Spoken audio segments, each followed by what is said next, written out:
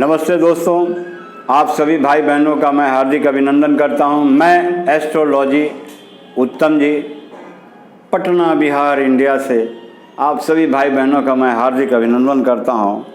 आज मैं एक छोटा सा टॉपिक लाया हूं दोस्तों।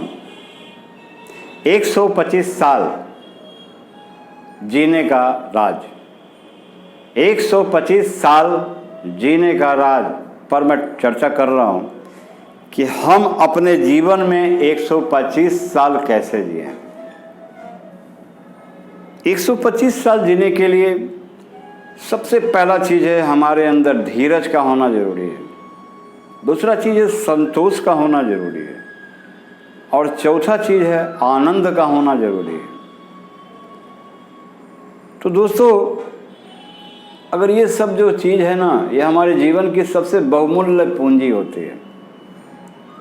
अब देखिए ना, अब कभी कभी किसी से कलेश झगड़ा हो जाता है तो हम एकदम कितना विचलित हो जाते हैं। यहाँ तक कि पत्नी से भी अगर झगड़ा हो जाता है तो हम कितना तनावग्रस्त हो जाते हैं।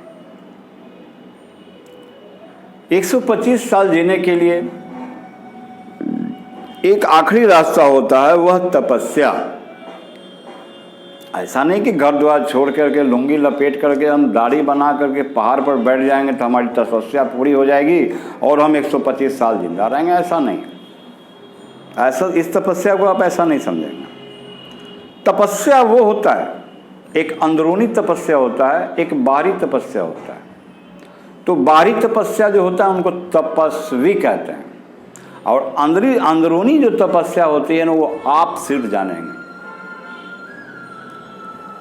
कि आप क्या कर रहे हैं, क्या करना चाहते हैं, क्या आपके जीवन में होगा, क्या आप करेंगे, कौन सा कार्य आप कर रहे हैं, कैसे आप स्वस्थ रहेंगे, सब का निर्णय आपके अंदर ही होगा। इसीलिए मैंने पहले कहा था कि धीरज, संतोष, सबूरी, ये सब बहुत ज़रूरी चीज़ होती है। तो आइए अब अंदर से हम लोग तपस्या के बारे में जानते हैं कि यह तपस्या हम शरीर के अंदर कैसे करेंगे, ताकि हम 125 साल जीने का रहस्य का जो राज है वो मैं जान सकूं। इसके लिए हमें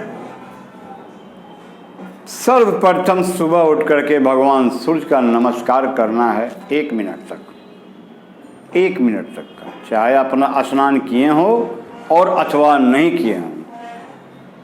फिर 5 मिनट के बाद आपके घर में जितने भी पेड़ पौधे हैं उन सब में जल देना है। तो इससे प्राकृतिक के साथ आपका वहाँ पर रजिस्ट्रेशन शुरू होता है कि आप प्राकृतिक पुरुष बनने जा रहे हैं, और आप प्रकृति का भी भलाई सोचेंगे तो प्रकृति आपका भला सोचेगी।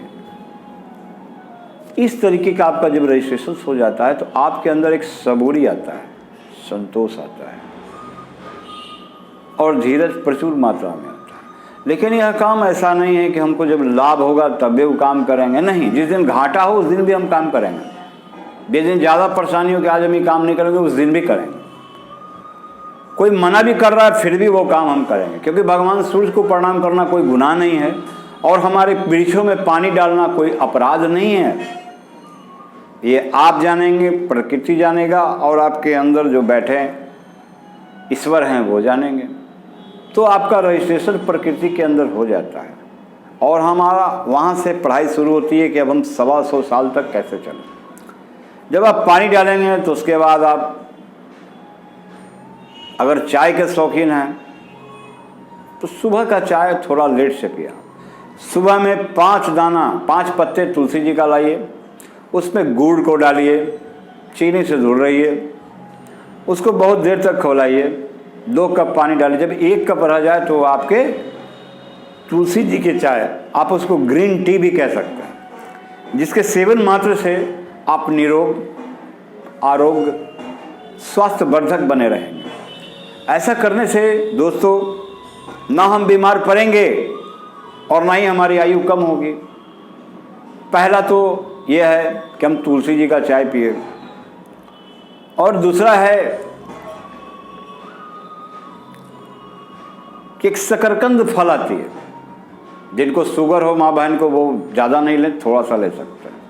एक शकरकंद फल आती है जो सप्ताह में 2 दिन रात के रात उसको उसन करके बॉइल कर करके दूध के साथ खाए, वो आपको हुष्ट पुष्ट तंदुरुस्त बनाए रखती है और रोगों से दूर रखती है। 125 साल जीने का जो राज है वह इन्हीं सब कल मूंद फल में आता है जो पहले के ऋषि मुनि लोग सेवन करते थे, और उनकी आयु 125 साल नहीं, कम से कम 1000 वर्ष की होती थी। नमस्ते दोस्तों।